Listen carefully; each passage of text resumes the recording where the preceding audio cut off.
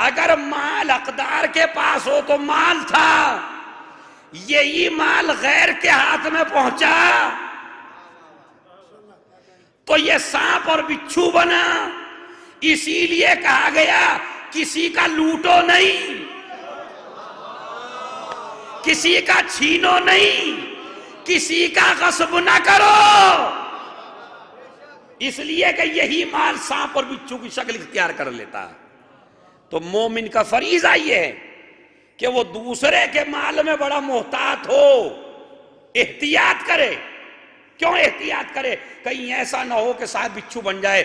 روایت یہی کہتی ہے کہ وہ مومن جس نے کسی کا کچھ غصب کیا ہے، کسی کا کھایا ہے، کسی کا پیا ہے، تو وہی مال جسے وہ اپنے سینے سے لگا کے رکھتا تھا، اس مال کی وجہ سے وہاں بڑا پریشان ہوگا، لیکن یہی مال اس کے گردن میں سانپ اور بچھو بنا کے لٹکایا جائے۔ تو ہمیں یہ درس ملتا ہے ان واقعات سے اہل بیت اطہار کے کہ خبردار اے شیعوں، اے مومنوں، اپنے کو اور اپنی اولاد کو جہنم کی آگ سے بچا لو، اور خبردار کسی کا حق نہ کھاؤ۔ اس لیے کہ جس امام کے دور حکومت میں آپ ہیں، مجھے تو آپ بھی ماشاءاللہ مولانا صاحب ہیں، امامے والے ہیں، آئیے دعوت ہے، بڑی اچھی دعوت ہے آپ کی، اور بٹھا لیا مجھے برابر میں، لیکن مجھے نہیں پتا کہ آپ نے مجھے صحیح کھلایا یا غلط کھلایا، مجھے نہیں پتا کہ آپ نے صحیح جگہ بٹھایا یا غلط جگہ بٹھایا۔ لیکن وہ امام جب آئے گا تو ہم ہی لوگوں میں سے اس کے دشمن ہو جائے گے، وہ انتظار کر رہے ہیں۔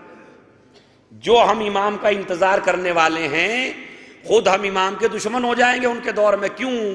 اس لیے کہ چاہنے والا لے کے آئے گا، ارے قبلہ مولانا آپ تو ذریت جناب زہرا، میرے امام، تشریف لائیے میرے گھر میں۔ امام علیہ السلام کہیں گے گھر میں تو میں آ جاتا، لیکن تیرا حصہ اتنا نہیں ہے، اور میری مجبوری ہے کہ میں فرزند زہرا ہوں، غصبی جگہ پہ بیٹھ نہیں سکتا، غصبی مال کھا نہیں سکتا۔ تو وہ تو یہ کہہ دے گا اس مکان میں 2 کا حصہ ہے، تم اکیلے لیے ہوئے ہو، یہ زمین خالی تمہاری نہیں ہے، اس کا اس میں بھی حصہ ہے۔ تو سارے حقوق حقداروں تک پہنچے گے ان کے زمانے میں۔ اب جو مومن بیچارہ بڑے احترام سے لے کے آیا تھا، وہ کہے گا تم امام ہی نہیں ہو، یہ کون سی میں نے کر دی ہے؟ کیا کر دیا بھائی میں لایا تھا دعوت کھلانے کے لیے، یہاں انہوں نے اتنا بڑا مسئلہ کھڑا کر دیا۔ کبھی کہتے ہیں تیری انکم صحیح نہیں ہے، کبھی کہتے ہیں تیری جاب صحیح نہیں ہے، کبھی تو خود جو امام کا انتظار کرنے والا مومن ہے وہی امام کا دشمن بنے گا۔ یہ لے کے جب مفاد ٹکراتے ہیں علماء بھی دشمن ہو جائیں گے۔ کیوں؟ یہ لے کے اب خمس و زکوٰۃ ان کے ہاتھ میں ہے۔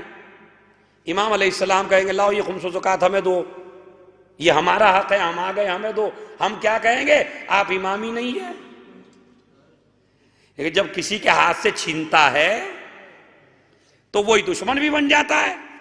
تو فرزندے سے اسی وجہ سے اے عزادارو، بس آخری جملہ، اے شیعو، اے مومنو، اے امام کا انتظار کرنے والوں، اپنی غذا بھی پاک رکھو، اپنی ہوا بھی پاک رکھو، اپنی فضا بھی پاک رکھو، اپنی گفتگو بھی پاک رکھو، اپنا رہن سہن بھی پاک رکھو، اپنا گھر بھی پاک رکھو، تاکہ جب وہ آئے تو خلوص دل کے ساتھ تمہارے گھر میں آرام سے بیٹھ جائے۔ جب وہ بلائے تو تمہیں اسے بلانے میں شرم محسوس نہ ہو۔